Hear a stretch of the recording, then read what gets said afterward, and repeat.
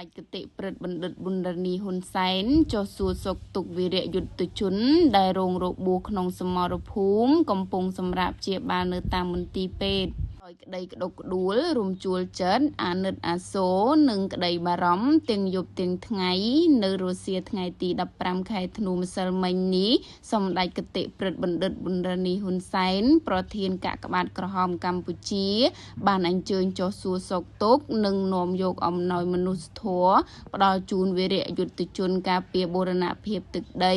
ដែលរងរបួសក្នុងសមរភូមិកំពុងសម្រាប់ព្យាបាលនៅតាមមន្ទីរពេទ្យក្នុងរាជធានីភ្នំពេញសម្ដេចគតិព្រឹទ្ធបណ្ឌិតប៊ុនរ៉ានីហ៊ុនសែនតែងតែមានក្តីបារម្ភខ្វល់ខ្វាយគ្រប់វិនាទីដោយមិនរំលងនោះឡើយចំពោះសុខទុក្ខរបស់បងប្អូនវីរយុទ្ធជននិងក្រុមគ្រួសារ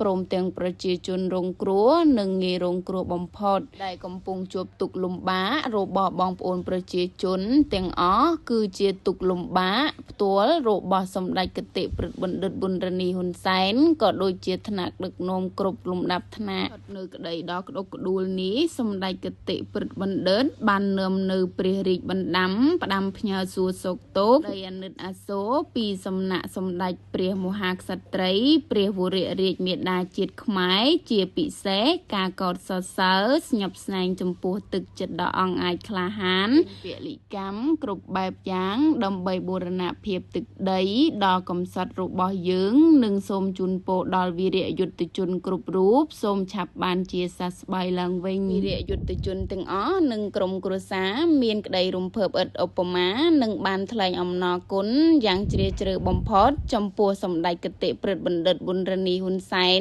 ជាមេដាមនុស្សធម៌តែងតែគិតគូរពីសុខទុក្ខលើកទឹកចិត្តនិងផ្ដល់ក្តីសង្ឃឹមដ៏ធំធេងដល់ប្រជាជនគ្រប់រូបនិងសូមប្រសិទ្ធពរជូនសម្ដេចគតិព្រឹទ្ធបណ្ឌិតសម្ដេចតេជោហ៊ុនសែនសម្ដេចធិបតីហ៊ុនម៉ាណែតនិងលោកជំទាវបណ្ឌិតពេជ្រច័ន្ទមុនីព្រមទាំងថ្នាក់ដឹកនាំគ្រប់លំដាប់ថ្នាក់សូមមានសុខភាពល្អបរិបូរណ៍កម្លាំងខ្លាំងក្លាជំនមាយុគយិនយូរដើម្បីជាម្លប់ដ៏កក់ក្ដៅដល់ប្រជាជនកម្ពុជាជារៀងដរាប